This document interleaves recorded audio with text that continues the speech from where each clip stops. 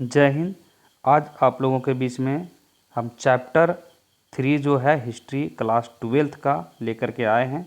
ठीक है, 2 चैप्टर जो है हिस्ट्री का ये 12th का हम यूट्यूब पर पढ़ा चुके हैं, जिसने आप लोगों ने बहुत सपोर्ट किया, इसके लिए बहुत बहुत धन्यवाद।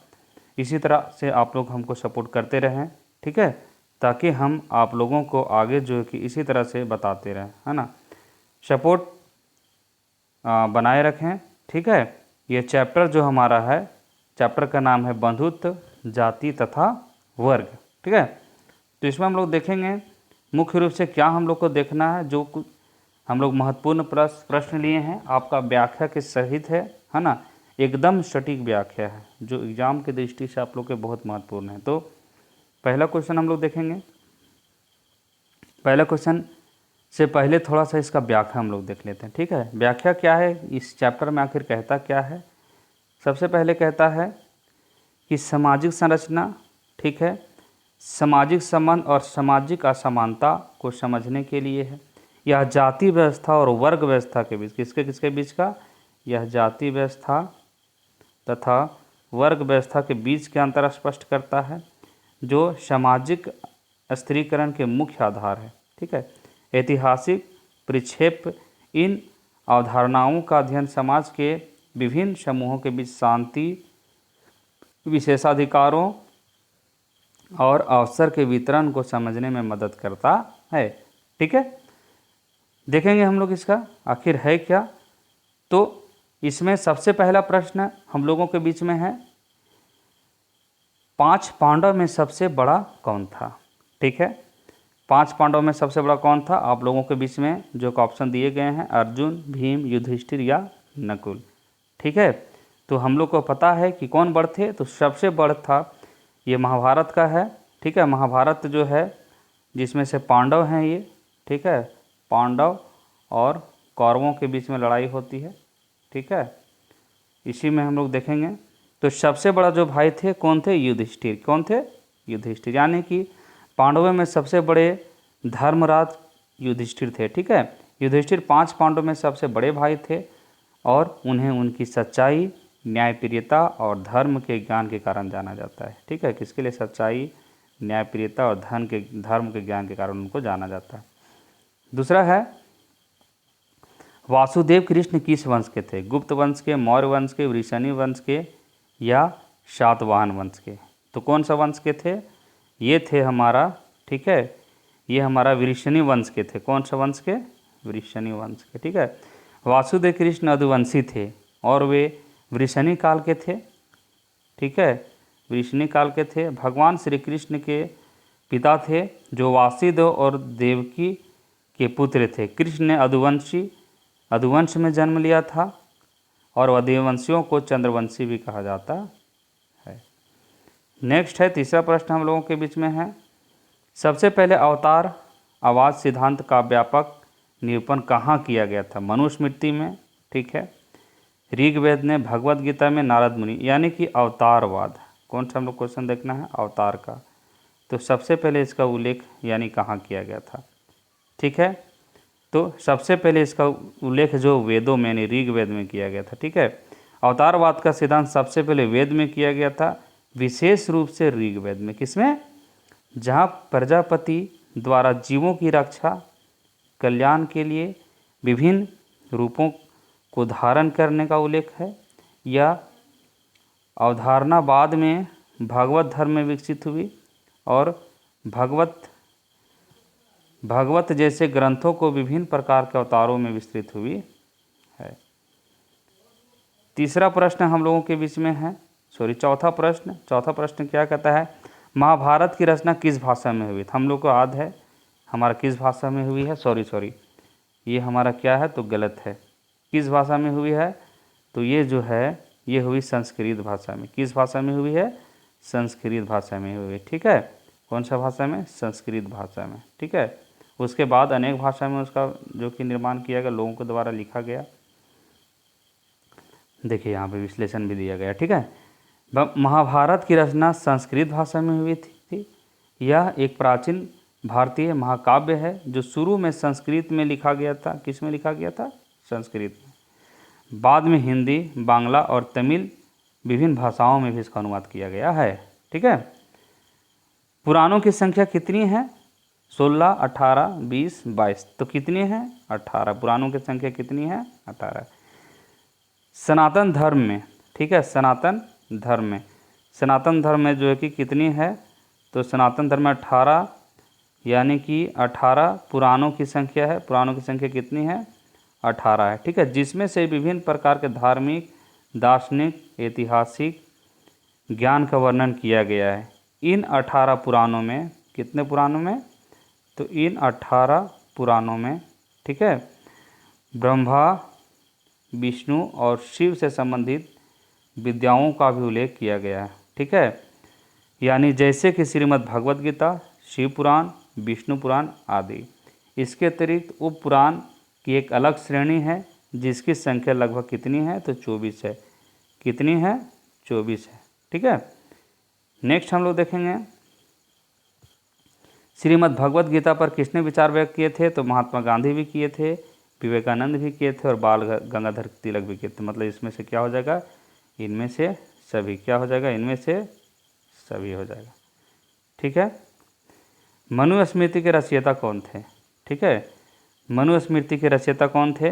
वेद व्यास, वाल्मीकि, मनु या इनमें से कोई नहीं? तो कौन थे? मनु थे। मनुस्मृति रचयिता महर्षि मनु थे। ठीक है, जो कि ब्रह्मा के मानस पुत्र थे और इसका कल्प के प्रथम मनु थे, है ना। यह ग्रंथ संस्कृत श्लोकों में लिखी गई है।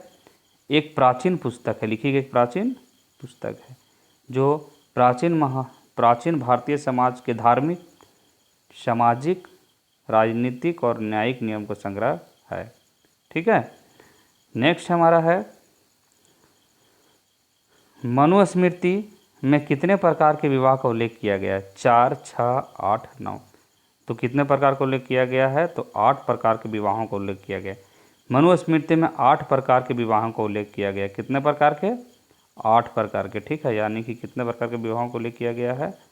तो 8 प्रकार के विवाहों को उल्लेख किया गया है, जो इस प्रकार ब्रह्मा, देव, अर्षा, ठीक है, और हमारा हो गया प्रजापति, असुर, गंधर्व, राक्षस और पश्चात विवाह।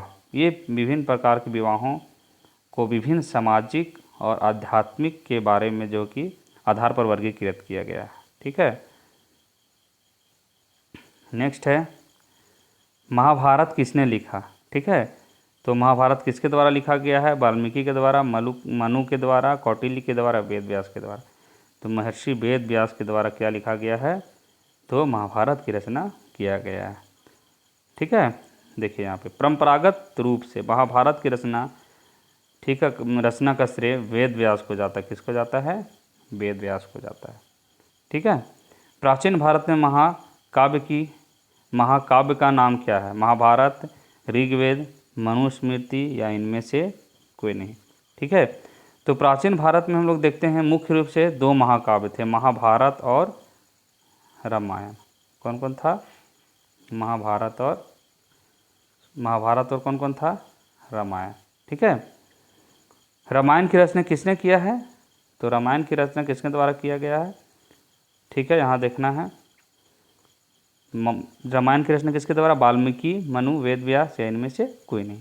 तो रामायण की रचना किसके द्वारा किया गया? तो महर्षि वाल्मीकि के द्वारा किया गया। उनको आदि कवि भी कहा जाता है। क्या कहा जाता है? तो उनको आदि कवि भी कहा जाता है। ठीक है, क्या कहा जाता है? तो उन्हें आदि कवि भी कहा जाता है। ठीक है। नेक्स्ट है क्योंकि उन्होंने ही सबसे पहले संस्कृत भाषा में रामायण महाकाव्य की रचना की थी। ठीक है। दुर्योधन की माँ का नाम क्या था? गंधारी, कुंती, माद्री या दैवती? क्या नाम था? गंधारी। ठीक है, दुर्योधन की माँ का नाम था गंधारी। वह महाभारत में कुरु वंश की राजमाता थी।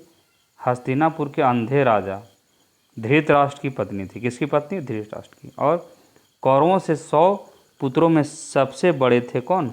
दुर्योधन। ठीक है। दुर्योधन की ओर से कौरव पांडव युद्ध में शामिल थे कृष्ण, पांडु, शांतु या भीष्म। ठीक है, यानी दुर्योधन की ओर कौन शामिल थे, ठीक है। तो दुर्योधन की ओर से कौरव पांडव युद्ध में शामिल थे, इधर थे भीष्म पितामह, ठीक है, दुर्योधन की ओर से, है ना। नेक्स्ट है भीष्म की पत्नी का क्या नाम था, तो भीष्म की पत्नी का नाम था हिडिम्बा। क्या नाम था, हिडिम्बा, ठीक है, जो राक्षस जाति की थी, है ना। गांडीव क्या था, तो अर्जुन को धनुष को क्या कहा जाता था, गांडीव। गांडीव मतलब अर्जुन का धनुष, क्या था, अर्जुन का धनुष था, ठीक है, गांडीव। नेक्स्ट,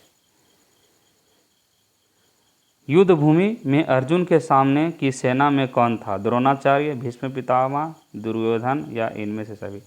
तो ये सभी थे, दुर्योधन, द्रोणाचार्य भी थे, भीष्म पितामह भी थे और दुर्योधन भी थे। आंसर क्या हो जाएगा, इनमें से सभी, ठीक है।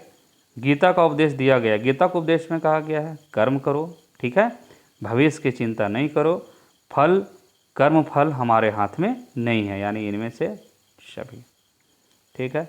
अर्जुन किसके शिष्य थे, ठीक है, यानी अर्जुन भीष्म, विदुर, द्रोणाचार्य या भीम। तो अर्जुन जो है द्रोणाचार्य के शिष्य थे। अर्जुन ने दो प्रमुख गुरुओं की शिक्षा ली थी, द्रोणाचार्य और श्री कृष्ण।